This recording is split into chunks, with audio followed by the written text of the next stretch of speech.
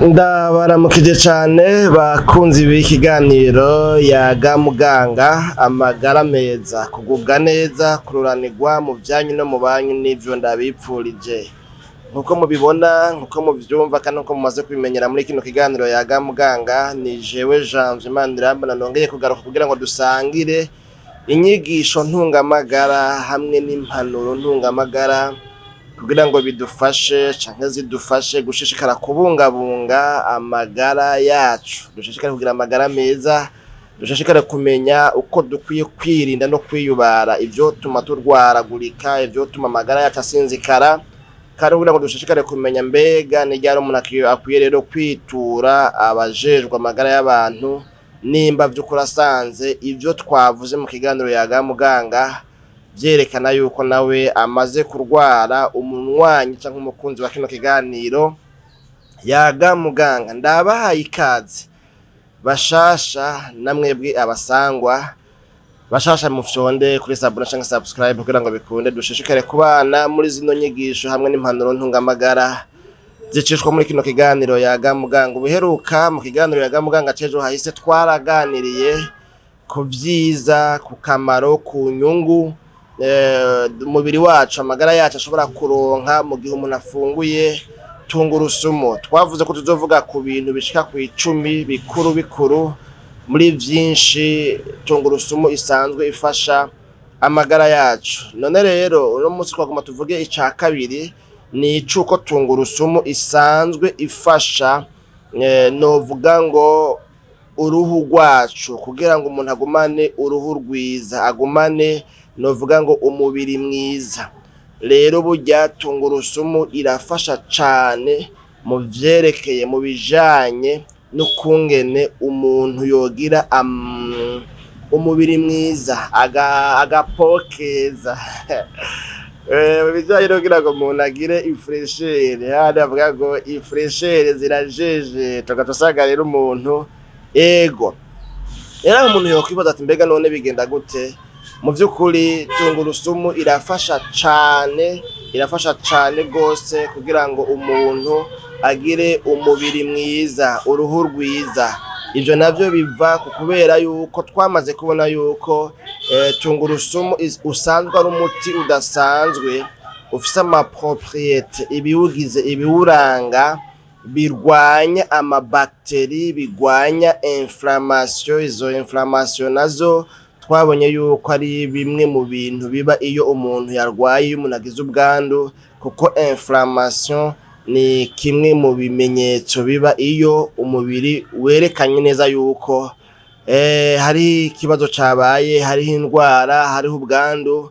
umuntu yanduye ahanaka mu bihimba ahanaka mu karere cyangwa se mu gace kanaka hanyuma kandi iyi tungurusumu irafise n'amapropriete tuvuga ngo n'amapropriete antioxidante izo propriete antioxidante nazo ni ibigize tungurusumu bisanzwe bifasha gukingira umubiri hamwe novuga ngo no gushishikara kugira nte kuwubungabunga kugira ngo ushishikare kumera neza hanyuma rero tungurusumu ku mubiri wacu irafise ingene igwanya ibibangamira umubiri wacu no kuvuga uruhu nivyo ngomba kuvuga ibigwanya lapo umuntu rero yokubaza ati mbega none ni bihe vyiza rero tungurusumu ibikiye uruhu bigenda gute bimeze gute kino kiganiro nizera ko tuvugana ko ibifasha ivyo tungurusumu ifasha uruhu canke se umubiri wacu urukoba rwacu hanyuma turabire hamwe mbega none umuntu yoyikoresha gute rero hanyuma kandi mbega nizihe ngingo umuntu yofata mu ntumbero yo kwirinda yuko yohava asanga kwa kwivura umuntu yivuye kutariko ugasanga hariho ingaruka mbi hariho des effets néfastes canke des effets secondaires ingaruka mbi zifatiye ku muti umuntu yaratumbereye kwivura mugabo atasanga kumbure hari izindi ngaruka mbi bivanye n'ingene umubiri wiwe nawe wakiriye umuti kubera murazi yuko umuti uravura ariko mugabo kandi hakisungwa n'ingene umubiri wakiriye umuti niyo mpamvu usanga hariho kote canke se uruhande rutubwira ama effets secondaires ama effets indésirables nibaza ko vyumvikana rero uyu muti wacu arico gifungurwa citwa tungurusumu ngo kirafasha cane cyangwa se urafasha cane kubijanye na ya mahere bavuga ngo amabuto, ibihere, ibitashe, ibirabago vyo ku rukoba cyangwa se vyo ku ruhu.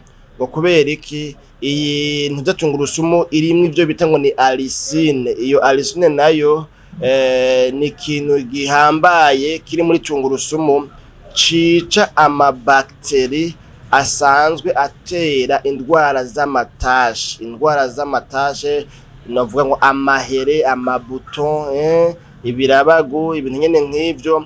Burya rero ngo amabakteri atera izo ndwara z'amabuto, z'amahere, burya ngo iyi tungurusumu irafise rero alicine muri yo yica ivyo bitera izo ndwara. Muri ico gihe rero kandi kubera yuko na tungurusumu isanzwe ifise ayo ma propriété anti-inflammatoire, gutyo ivyo biri muri tungurusumu bisanzwe bigwanya inflammation, bica bigabanya cane ivyo twita ngo ni rougeur. Sinya ya inflammation habaho gutukuriza kw'ahantu habaye inflammation. Ahantu habaye inflammation uravye usanga hatukurije, usanga hatukura. Rero burya biragira nte iyo tungurusumu ngo iragwanya ugutukuriza kw'ahantu harwaye no kuvyimba, gonflement. Kubera iki ahantu habaye inflammation, les signes de l'inflammation harimwo rougeur, kumva igifaransa harimwo chaleur canke ubushuhe, fièvre duvuye gutyo basi. Hanyuma harabaho douleur, harabaho na ganglion canke gonflement, harabaho kuvyimba. Ivyo ni ibimenyetso bigize inflammation. Abizi kiganga nizera yuko muca muvyibuka les signes de l'inflammation canke les signes inflammatoires.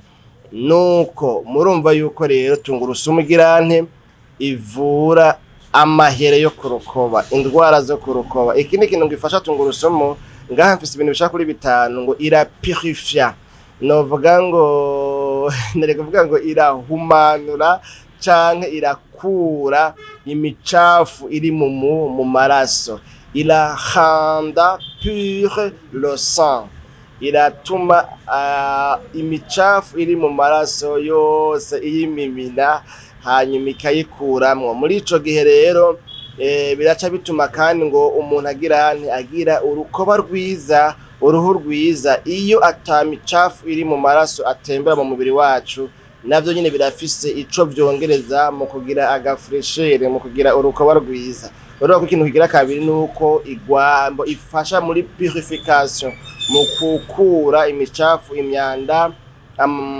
iri novuga ngo mu maraso asirikira mu mubiri wacu, gutyo umuntu agatagira umubiri mwiza.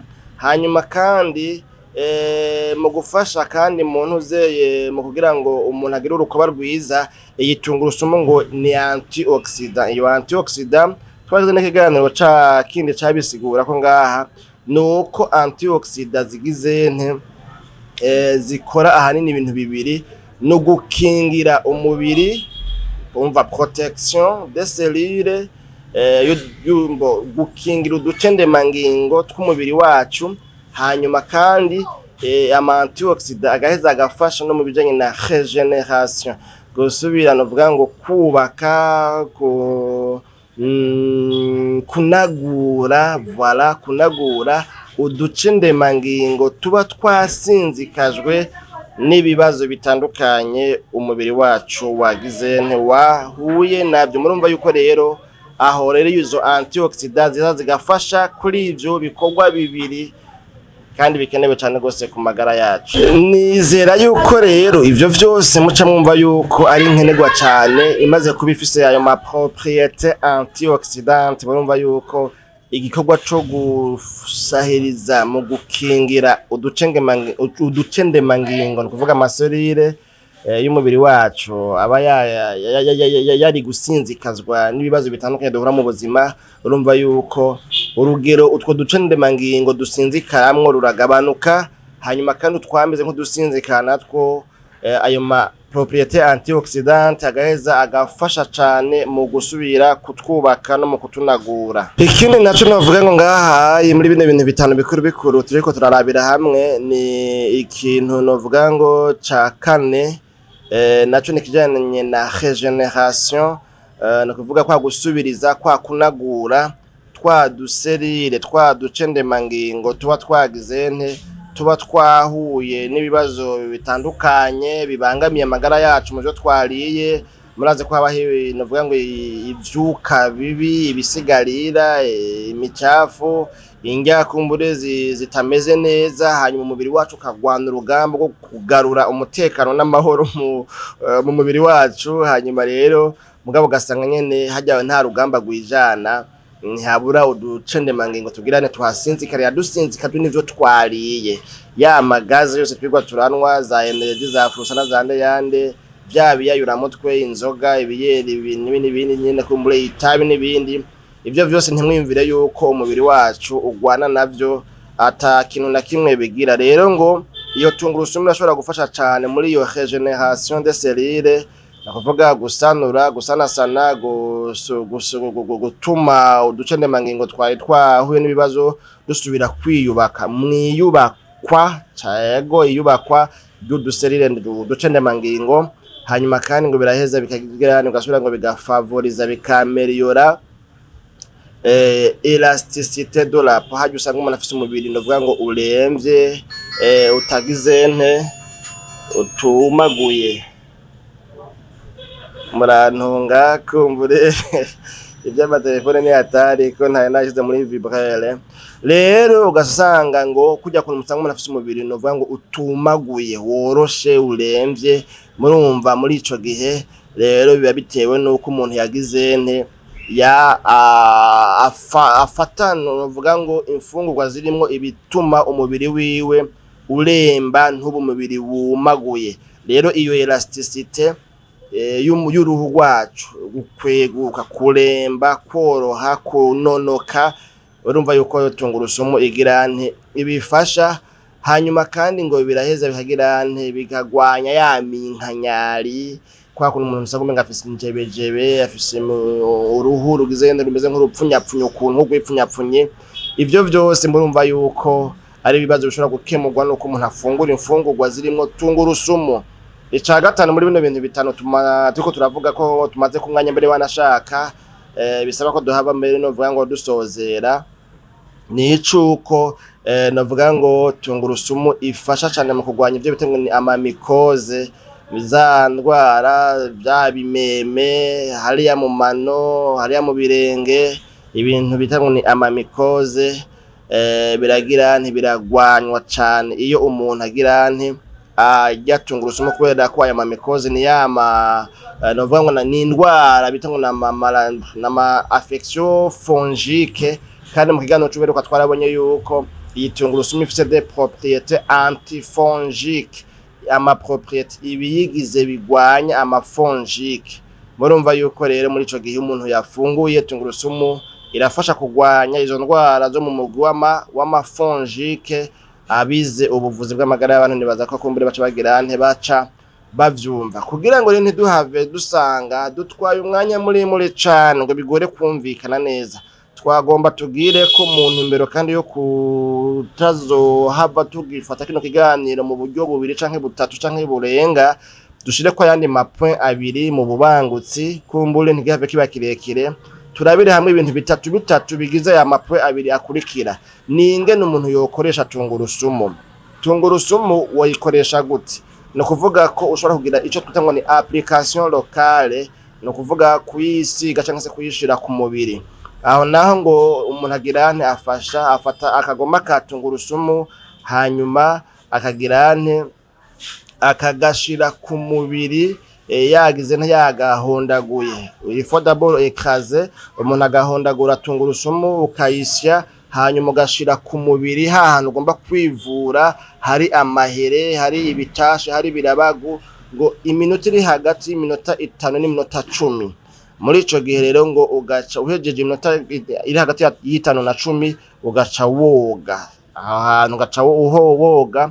Hama mugabo kandi ngaho rero urumva tuza kurabira hamwe ama précaution atandukanye n'ivyingene umuntu akwiye kwirinda cyane, kubera yuko akwiye kwiyumviriza. Hari igihe usanga umubiri wawe nawo ugizente utavyakira neza, ugasanga novuga ngo umeze nkaho mengo wumva ko mengo yakubabuye yakubavye yakubabaje cyane umfise yo kubabaza cyane gose ucugabanya ntugire iminota myinshi turaza kubiraba mu mwanya uza kuza. Hanyuma kandi uko niko umuntu ashobora kuyikoresha turetse uko kuyaplika aho hantu kumbure iminota iri hagati y'iminota 5 n'iminota 10 umuntu ngakumbure ni ikijanye n'ingene umuntu ashobora kugira ngo novuga ngo mask akayikoresha mu buryo bwa mask.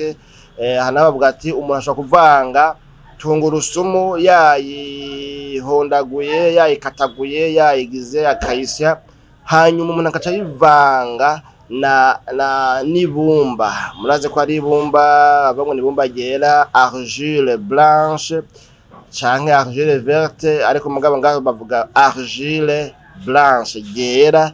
Hama iryo bumba ugacuvanga niyo tungurusumu ugacuvanga kandi n'ubuki hanyuma ugacugira ugaca wisiga aho hantu hose ugomba kugira nte ko novuga ngo ugomba kwivura izo ngwara zo kurukoba. Ubugira gatatu naho nibijanye n'ingene umuntu ashobora kuyikoresha akoresheje gufungura. Tubonye kuyaplika ahantu, tubonye kuyisiga umubiri wose kugira umuntu yisige ntuzeye hama umuntu akabirarana akabigumana hanyuma akazovyoga bukeye. Tubonye n'ingene umuntu ashobora kugira nte kuyifungura naho hamwe no kuyishirako hanyuma iminota kanaka iheze ugaca wiyoga. Ahane naho no kuyisiga uyivanze n'ibindi bintu hanyuma ukabirarana kwemerana umwanya hanyuma ukaza kuvyoga mu nyuma. Hanyuma bwa gatatu ni ukuyifungura aho umuntu abisabwa yuko ayishira mu mfungurwa ajya mu buzima bwiwe bwa misi yose ukayishira mu masalade mu isose ravyumva hanyuma kugira ngo bikunde umuntu aronke ibifasha biri muri tungurusumu bifasha umubiri wiwe. Ivyo ni ingene umuntu yoyifata. Ubwa nyuma rero dusozerere ku bintu novuga ngo bitatu murva ko tumeze nk'ababinyarutsa kubera ko nibaza ko ikiganiro cyo hava gisa dusanga cabaye kirekire. Ni ibyo umuntu rero yomenya akwiye kwirinda ama précaution importante umuntu akwiye kwitwararika iki nuko hariho riske yo kuba hashobora kuba ico kumva kumengo yaguturiye yakubabuye ku ruhu. Kubwiyo mpamvu rero iyo uhisemo gukoresha tungurusumu ukoresheje kuyishira aho hantu gwaye ukwiye kumenya yuko ishobora kuba yo kubabura ku mubiri. Rero kubera ko ishobora kuba yo kubabura ku ruhu ukwiye gutangura bukewe kukazozurongereza umwanya. Ntufate ya minota iri hagati y'iminota 5 n'iminota 10 ahubwo wotangura ubanza kwiyumviriza akavuga ati reka shireko iminota nk'ibiri ubundi munsi reka shireko iminota 4 ubundi kazinda duza kugeza aho nzoshaka ku minota nka 10 bivanye no ku mubiri wanje uzo bagiye uramenyera nkabona yuko udaciye ushobora kugira ikibazo c'ubushe canke co kubabuka kubera ko nahereye ku mwanya muniniya. Ikindi naco nico ko umuntu ngo akwiye kwirinda cane iyo yakoresheje tungurusumu akayisiga canke se akayishira ahantu hagwaye akwiye kwirinda kwiexposa ku zuba gucuja hano kwizuba kubera yuko uciuja ku zuba bishobora gutuma ugira ikibazo cuko wohava ucubabuka izuba rigacari kubabaza kubera ko iyo tungurusumu ifise ikintu yahinduye ku mubiri. Uyo mubiri nawo ushobora kutacu resista kuzuba iyo uciuja kugira hano uciuja kuzuba usanga rero uciuba sensible cyane bikaba vyotuma ahubwo uca ubabuka cyane ubabuwe n'izuba rivanganye nibigize ya tungurusumu yari isanzwe ifise ingene ishobora gutuma nawe wumva ko ugize ntubabutse kubera ko kuntu nyene novuga ngo imeze nk'ibaba canke se iba imeze nkaho mengo ishobora kubabura uruhu. Rero iyo umuntu yayisize iyo umuntu yayishize ku mubiri wiwe ahantu hagwaye yirinde cyane gucaja kuzuba kugira ngo ntahave asanga aciye yongereza ubushe ngo have asanga umubiri wiwe ubabuka ngo bice bikwega ibintu by'intu zenyine mbona ngo umuntu yahiye yababutse. Mu bwa nyuma ngaha kubijanye n'ama précaution nico ko umuntu ngo yokwirinda cane gusiga tungurusumu ku bikomere. Ibino ngaha mu kiganga cyabona ubuvuzi bw'ino miti mubona turabikora. Iyo umuntu afise ibikomere igikomere ntugisigamwo imiti yari yo yose ari imiti utosiga mu gikomere kubera yuko ibishobora kubaba ibishobora gukwega izindi no vuga ngo izindi ngorane ugasanga kumbure biciye bituma habwo n'igikomere gishishikara gusinzikana. None rero bakunzi bayaga muganga tuvuze ibintu bitari bike bigize akamaro k'itungurusumu ku mubiri kugira ngo umubiri wacu ushishikare kuba umubiri umeze neza. Twavuze muri rusange ibintu bitanu bikuru bikuru, twavuze kandi ibintu bitatu bitwereka ingene twayikoresha, twavuze kandi ari naho turangirije ibintu bitatu bitwereka ivyo umuntu yokwirinda cane yokwitwararika igihe aba akoresheje tungurusumu. Jewe rero Janvier Manirambona banye namwe muri kino kiganiro Yaga Muganga cacu cuno munsi muri ano makondisiyo nyene tugikoreyemwo, nahanda ngira ngo ndabasezerere. Tuzosubira mu kiganiro Yaga Muganga c'ubukurikira aho tuzovugana mu gice ca gatatu ibitwereka rero kandi izindi nyungu turonka mu gukoresha mu gufungura tungurusumu. Ni vyiza ko tubimenya kuko murumva yuko bishobora kandi bibasha kutuvura indwara zitandukanye twogiye kwivuza kwa muganga. Kumbe bivanye n'imfungurwa umuntu afungura mu buzima bwiwe bwa misi yose biraheza bigakunda cyane ko umuntu agira amagara meza, bikazotuma mbere ataja no kwa muganga kubera ko umuti wa mbere uhambaye Imana yaremeye umuntu ni imfungurwa umuntu asanzwe afungura. Ndabashimiye cyane mbwe mwagikurikiranye naho utaha ni Agahwane.